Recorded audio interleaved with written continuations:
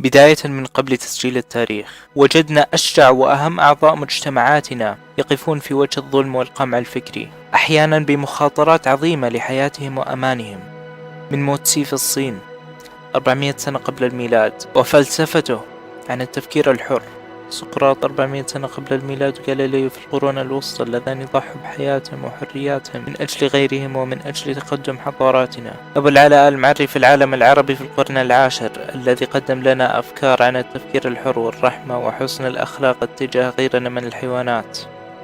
قادونا المفكرون في مجتمعاتنا من الظلمات إلى النور، من الجهل إلى العلم، من المرض إلى الصحة، من التهتك الأخلاقي إلى الرقو والتناسق وحسن العيشة في مجتمع.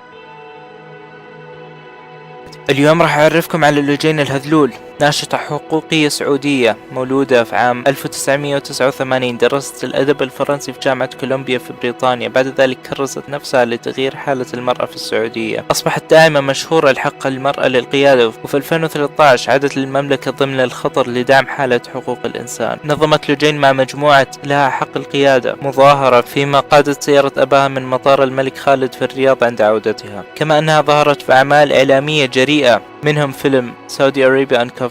وقفت في وجه الحكم والمقدسات على وسائل التواصل الاجتماعي والإعلام، تم استهدافها في آرائها الدينية ومحاولة وضعها تحت الاضطهاد. لوجين، في واحد اسمه فهد يسألك، لوجين هل تؤمنين باليوم الآخر؟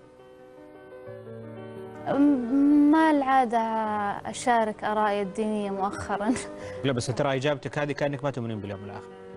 مو بشورة. ايه لا، ما أحب أشارك آرائي الدينية مع الجمهور، بيني وبين ربي.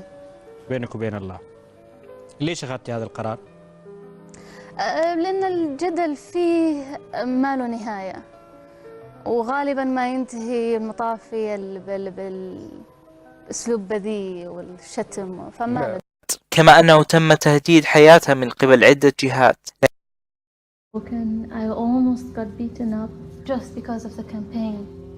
People wrote me letters on Facebook and sent me all sorts of weapon pictures saying that if I continue I'll be murdered or my family harmed. لكنها لم تيأس ولم تتوقف عن العمل نحو الحرية. في 2015 وفي أجرأ حركة إلى الآن، قادت سيارة برخصتها الإماراتية عبر الحدود السعودية، وسجلت فيديو لهذه المظاهرة بحقوقها الإنسانية، نشرته على تويتر بمنطق أنه لا يوجد قانون مسجل في السعودية بمنع قيادة المرأة، وأن دول الخليج كلها تعترف برخص القيادة من بعضها البعض. لكن أهلين، معكم لوجين الهذلول. أنا الآن في طريق الغويفات بحاول أقطع الحدود السعودية من هناك، قاعدة أسوق بسيارة ملكي وبرخصة إماراتية في محاولة لاستمرار حملة قيادة المرأة للسيارة، ونشوف وش يصير.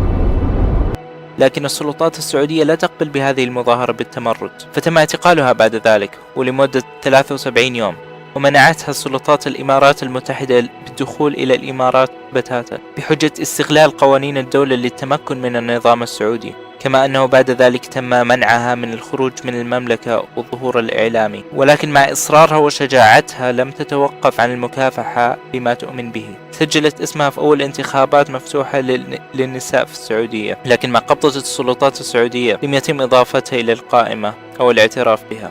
لكن بعد ذلك وحتى مع كل التهديدات، مع مراقبة الحكومة، واصلت عملها وفعلت كل ما في إمكانها حتى أن تم انقلاب الأمير محمد بن سلمان، وتم تسليطه على كل أعضاء الحكومة واعتقال عدد كبير من الناشطين والناقدين والشيوخ وحتى الأمراء. مع قبضته القامعة على الحكم تم اعتقالها في شهر 5 من 2018. بعد ذلك أنشأت حكومة السعودية والإمارات هجمة إعلامية شرسة ضد الناشطين والناشطات، ولقبت بشكل مثير من قبل الوسائل المطبوعة بالخائنة، فيما قالت منظمة أمنستي انترناشونال إن حملة التشهير المروعة تعتبر تطورا مثير للقلق العميق لدى النساء المدافعات عن حقوق الإنسان في السعودية، وإن مثل أساليب الترهيب الصارخة هذه لا مبرر لها على الإطلاق.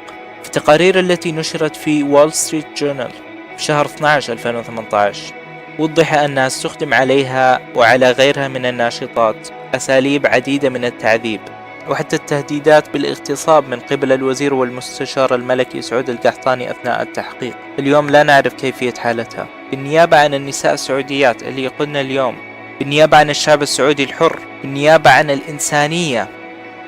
شكرا يا لجين. لولا هذه المناشطات الشجاعة من قبلها والعديد غيرها لما تطورت مجتمعاتنا، ولما جاءت التغييرات الإيجابية البسيطة في السعودية، ونحتاجنا المزيد.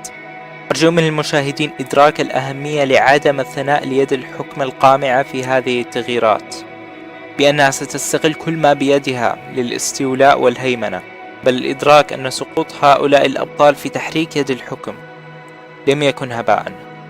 هذه أول حلقة من سلسلة فيديوهات تحية لأبطال أوطاننا. لو حبيتوا تقترحوا شخصية تنويرية مهمة الحلقة في المستقبل أعطوني هي في التعليقات. شكرا للمشاهدة. لو أردتم المزيد اضغطوا على سبسكرايب، ولو حبيتوا تنشروا رسالتي أرجو فعل